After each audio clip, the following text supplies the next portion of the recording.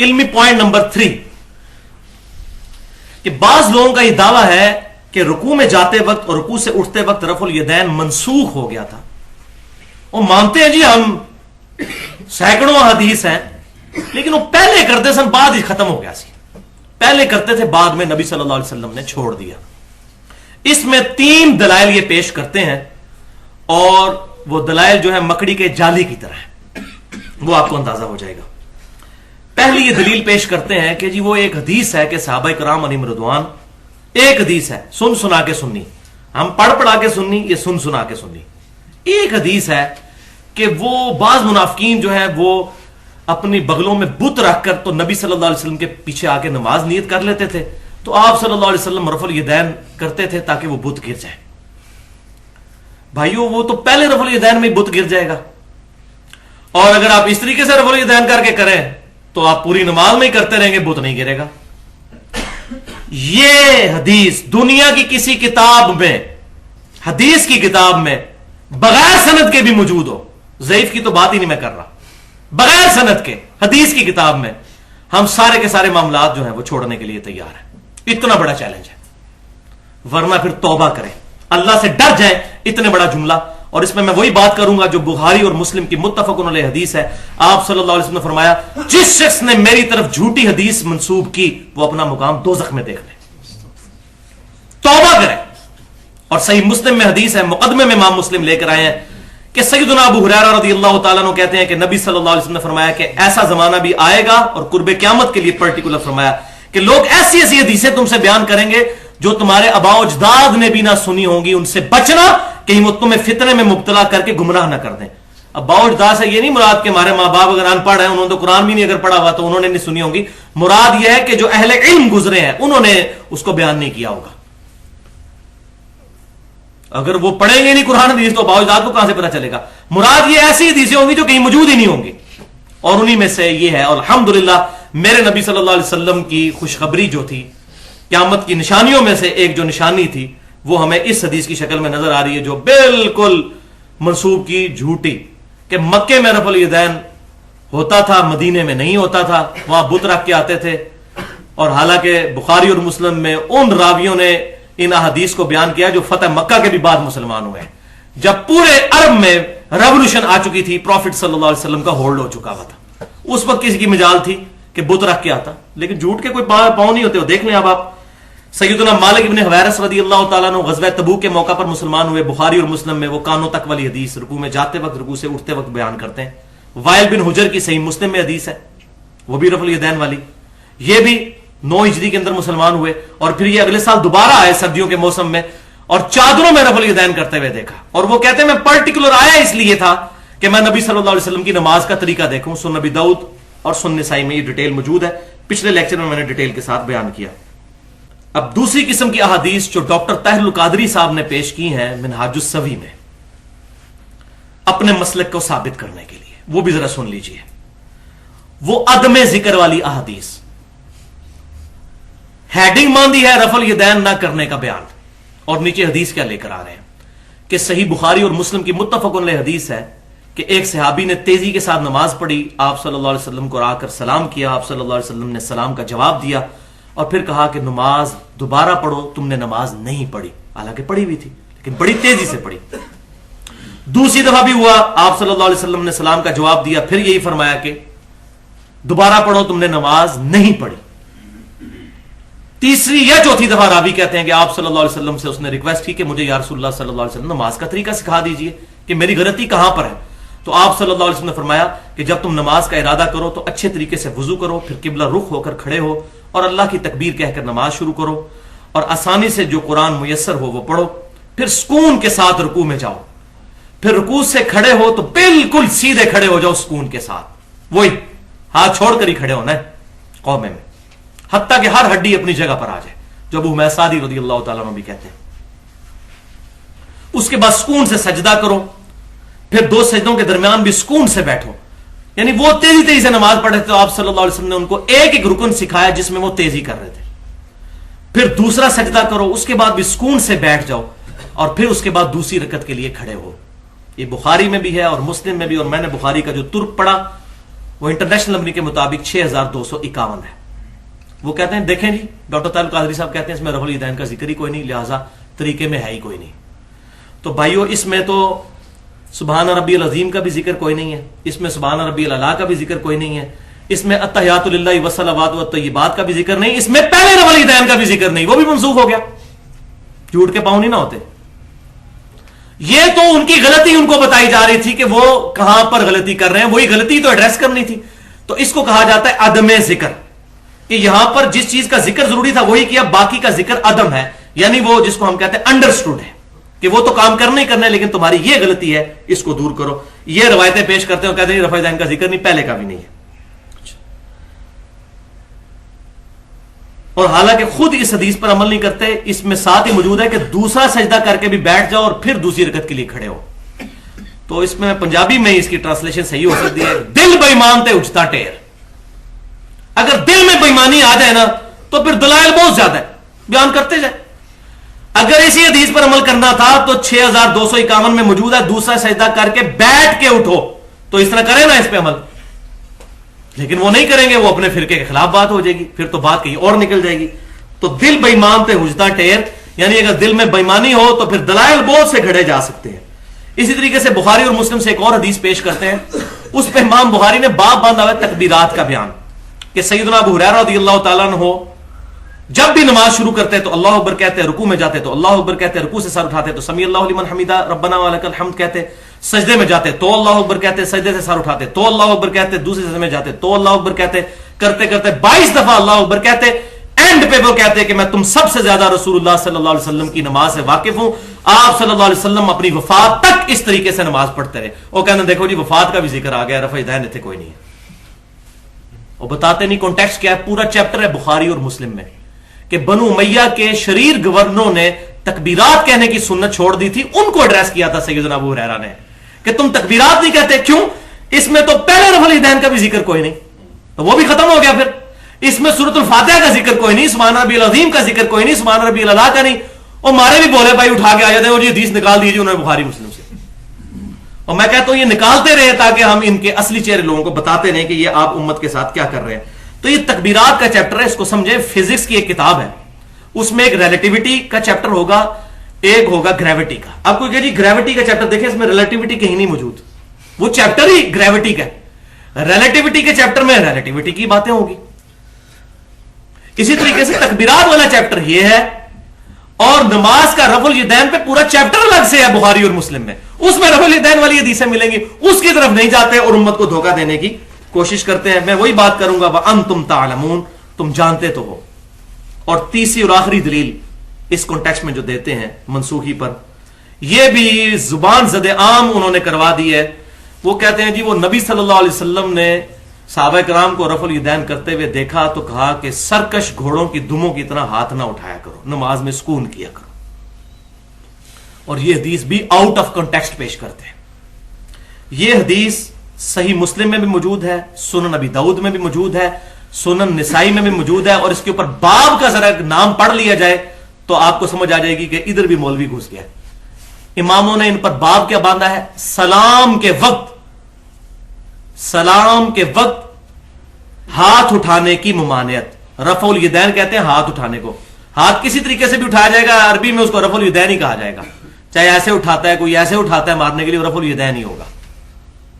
سلام پھیرتے وقت ہاتھ اٹھانے کی ممانعت, یہ ہے چیپٹر کا نام.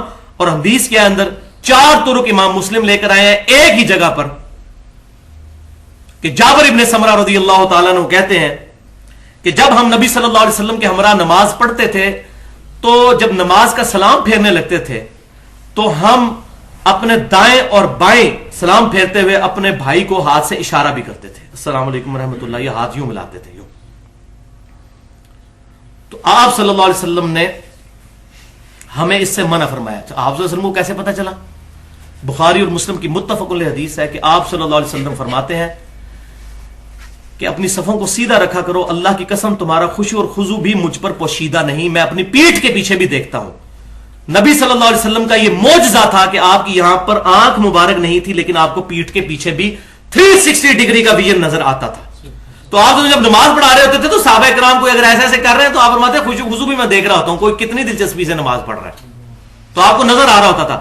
تو وہ کہتے ہیں کہ نبی صلی اللہ علیہ وسلم جب ہم نے یہ کام شروع کیا، ابھی حضور نے تو تعلیم نہیں فرمایا تھا، خود انہوں نے شروع کیا، تو آپ صلی اللہ علیہ وسلم فرمایا کہ تم سرکش گھوڑوں کی دموں کی مانند ہاتھ کے ذریعے اشارہ نہ کرو، تمہارے لیے اتنا ہی کافی ہے کہ ہاتھ زانوں پر رکھو، زانوں پر، جس کو ہم عربی میں پٹ کہتے ہیں، اتحیات والی پوزیشن میں ہی ہاتھ رہنے دو، تمہارے لیے اتنا ہی کافی ہے کہ دائیں اور بائیں توجہ کر لیا کرو، اور السلام علیکم ورحمۃ اللہ، السلام علیکم ورحمۃ اللہ جو ہم کرنے کے قائل ہیں. اہل تشیع بھی ہے، میں نے پچھلی دفعہ بتایا تھا، لیکن وہ کہتے ہیں دونوں طریقے ثابت ہے. السلام علیکم ورحمۃ اللہ وہ ایسے کر لیتے ہیں اور بعد میں 3 دفعہ اللہ اکبر کہتے ہیں، وہ ہمارے نزدیک بھی ثابت ہے بلند آواز سے اللہ اکبر، لیکن وہ نماز کا حصہ نہیں ہوتا ان کا آخر میں 3 دفعہ ایسے کرنا. تو یہ صحابہ کرام کا اپنا اجتہاد تھا، تو جو اجتہاد ٹھیک ہوتا تھا آپ صلی اللہ علیہ وسلم انڈورس کر دیتے تھے، جو اجتہاد غلط ہوتا تھا اس کی ممانعت کر دیتے تھے. بخاری میں حدیث ہے، جب وہ ایک صحابی نے پڑھا حمدن کثیرن طیبا مبارکن فی، آپ نے مور لگا دی.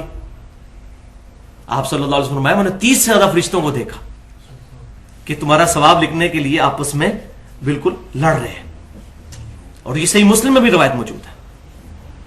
لیکن بعض اوقات نہیں. سنن ابن ماجہ میں صحیح حدیث ہے، ایک صحابی نے سجدہ کیا نبی صلی اللہ علیہ وسلم کو اور کہا یا رسول اللہ میں کوفیوں کے پاس گیا تھا، ہیرا نامی ایک جگہ ہے وہاں پر، یہ نجدیوں سے ہی ساری بدعتیں نکلتی ہیں، وہاں میں نے دیکھا کہ لوگ اپنے سردار کو سجدہ کرتے ہیں، تو میں نے کہا آپ کو بھی سجدہ کروں. یہ قیاس کیا، اجتہاد کیا، اس اجتہاد کو آپ نے انڈورس نہیں کیا، اور آپ صلی اللہ علیہ وسلم فرمایا کہ اپنا سر اٹھاؤ. اگر میں جائز سمجھتا تو بیویوں کو کہتا کہ اپنے خامدوں کو سجدہ کریں، اس حق کے سبب جو اللہ نے ان کو دیا ہے.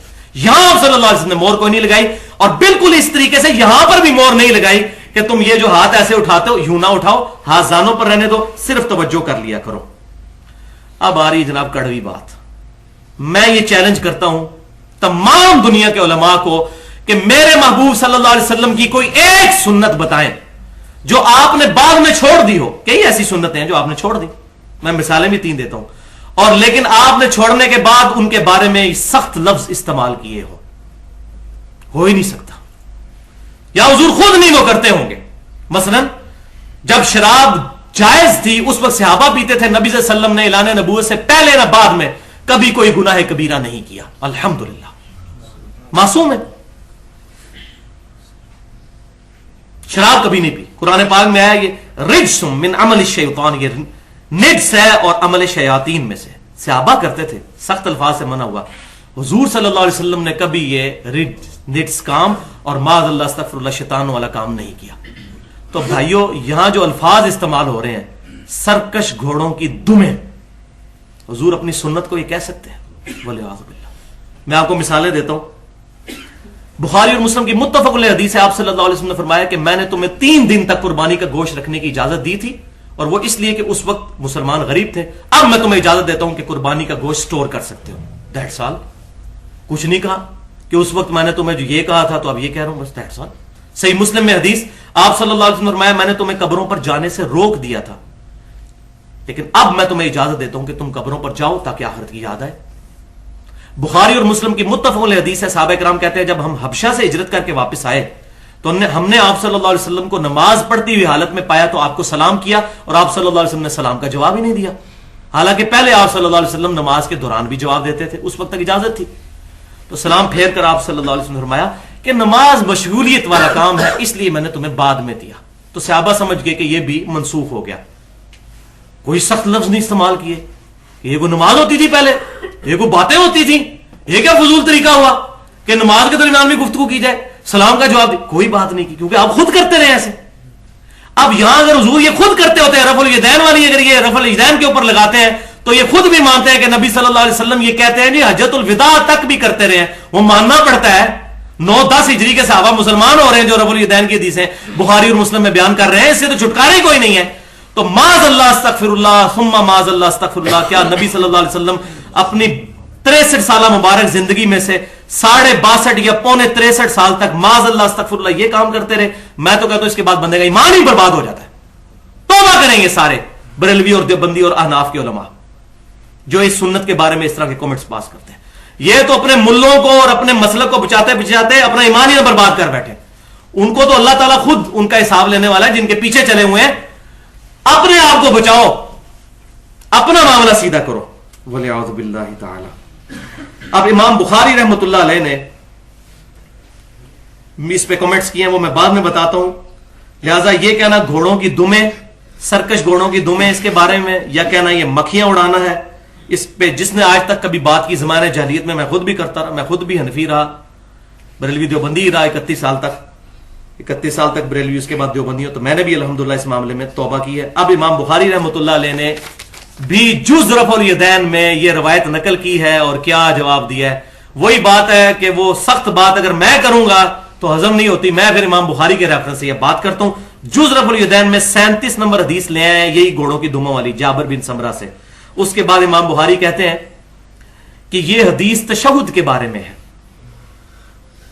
अच्छा, इसमें ये कहते हैं जी वो एक तुर्क में तो तशहुद का जिक्र ही कोई नहीं मौजूद है, तो बैद में जिक्र है उसमें, और जिसमें नहीं ना उसको फी सलाह के अल्फाज है ना, उसका जो तुर्क मुस्नद इमाम अहमद में है उसमें अल्फाज है वहुम फी उऊद, हम उस वक्त बैठी हुई हालत में थे, उसकुनु फी सलाह। वो कहते नहीं सलाम के वक्त तो नमाज ही खत्म हो जाती है, तो ये कहते हैं उसकुनु फी सलाह, नमाज में, तो वो रफ़उल यदैन का जिक्र था। तो हालांकि सलाम भी नमाज का हिस्सा है, खुद ये नमाज के जो 7 फर्ज बताते हैं उनमें 7वां खुरूज बिस्सुमी ही बताते हैं। तो मुस्नद इमाम अहमद का तुर्क, तो ये अदम जिक्र समझे। मिसाल के तौर पर आप मेरे घर आए, मैंने आपको पकोड़े भी खिलाए, समोसे भी खिलाए, चाय भी पिलाई, केक भी खिलाया, फ्रूट भी खिलाया, आप बाहर जाके कहते हैं जनाब क्या जबरदस्त दावत की, पकोड़े और समोसे जबरदस्त थे, तो इसका क्या मतलब है कि मैंने केक और चाय और फ्रूट नहीं खिलाया आपको? अदम जिक्र। तो ये रवायत जो मुख्तलिफ सहाबा बयान करते हैं, अब आप इतने लोग 100 के करीब यहां पर सुन रहे हैं, बाहर जाकर कोई बंदा मेरी बताई हुई बातों को 80% कॉपी कर लेगा, कोई 40%, कोई 30%, तो इसका क्या मतलब मैंने बाकी बातें नहीं की हैं? तो जो सहाबा ने जो चीज याद रखी वो बयान की, तो बाकियों का अदम जिक्र होता है। तमाम अहदीस को जमा करके, जिसने कुरान पाक की भी सारी आयात सामने रखकर रिजल्ट निकाला जाता है, अहदीस भी सारी सामने रखकर रिजल्ट निकाला जाता है। तो इमाम बुखारी ने 37 नंबर हदीस जुज़ रफ़उल यदैन में कमेंट्स किए, ये तशहुद के मुताल्लिक है। पहला जवाब उन्होंने क्या दिया, वो कहते हैं जिसके पास इल्म का थोड़ा सा भी हिस्सा मौजूद है, रत्ती बराबर भी इल्म है, वो कभी भी ये जुर्रत नहीं करेगा कि इस हदीस को रफ़उल यदैन के खिलाफ लेकर आए। ये तो जवाब था उनका जरा नरम। दूसरा जवाब है फकी वाला, लॉजिकली। वो कहते हैं कि अगर ये नमाज का सुकून बर्बाद करता है तो तुम पहला रफ़उल यदैन और ईद में भी रफ़उल यदैन करना छोड़ दो। देखो, इमाम बुखारी भी फकियां दिया करते थे। वो कहते हैं ईद में जो तुम 6 तकबीरात कह रहे होते हो और तुम कहते हो ये सरकश घोड़े, तुम साल के बाद एक नमाज पढ़नी होती है उसमें तुम भी घोड़े बने हुए होते हो, तो छोड़ो। और आगे चल के उन्होंने जिक्र किया वितर वाला जो कुनूत से पहले रफ़उल यदैन, वो हमारे नजदीक भी साबित है 3 ताबईन से। अल्हम्दुलिल्लाह हम उसको अफजल समझते हैं इस एतबार से कि रफ़उल यदैन का सवाब तो मिलेगा। यानी दुआए कुनूत से पहले, रुकू से पहले, दुआए कुनूत से पहले अल्लाह अकबर कह के रफ़उल यदैन करें और दोबारा हाथ बांधें। हम तो इसके भी कायल हैं कि चूंकि क़याम में अल्लाह अकबर होता है सजदा किरात के लिए रमजान शरीफ में, तो अल्लाह अकबर कह के रफ़उल यदैन करके सजदे में जाना चाहिए। तो हमें तो अल्हम्दुलिल्लाह मजा आता है। फिर जुज़ रफ़उल यदैन की 38 नंबर हदीस में एक और तुर्क लेकर आए, जाबिर इब्न समरा वाला, यही घोड़ों की दुमों वाला। फिर उन्होंने अपने ईमान का भी इजहार किया जिस तरह मैंने किया है, इससे भी बड़े अंदाज से। उन्होंने कहा कि जो बंदा ये घोड़ों की दुमों वाली हदीस रफ़उल यदैन पर लगाता है उसको डर जाना चाहिए कि रसूलुल्लाह सल्लल्लाहु अलैहि वसल्लम की हदीस की गलत तावील कर रहा है। और याद रख कि अल्लाह ने कुरान में फरमा दिया है, सूरह नूर आयत नंबर 63, तौबा तौबा तौबा, ये आयत इमाम बुखारी ने बयान करके डराया, फलयहज़रल्लज़ीना युखालिफून अन अम्री, उन लोगों को डर जाना चाहिए जो रसूलुल्लाह की बात की मुखालफत करते हैं। हुजूर ने रफ़उल यदैन तालीम फरमाया और वो अड़े हुए हैं कि हमने अपने मुल्लों को बचाना है, अपने बुजुर्गों को बचाना है। अन तुसीबहुम फितना, कि उन पर कहीं फितना ना आ पड़े, अल्लाह आजमाइश में ना ऐसी डाल दे, ईमान या बर्बाद कर दे। औ युसीबहुम अज़ाबुन अलीम, या अल्लाह ताला की तरफ से दर्दनाक अजाब उन पर आ जाए जो रसूलुल्लाह की अहदीस की गलत तावील बयान करते हैं। सही लगाया ना फतवा, यह है कुरान और हदीस से फतवा। तो भाइयों, आज तक जिसने भी बुतों वाली हदीस बयान की या सरकश घोड़ों के दुमों वाली रवायत को गलत तरीके से बयान किया या रफ़उल यदैन को मक्खियां उड़ाने से तशबीह दी, तो अल्लाह के हुजूर सच्चे दिल से तौबा करे। अस्तगफिरुल्लाह अल्लज़ी ला इलाहा इल्ला हु अल हय्युल क़य्यूम व अतूबु इलैह।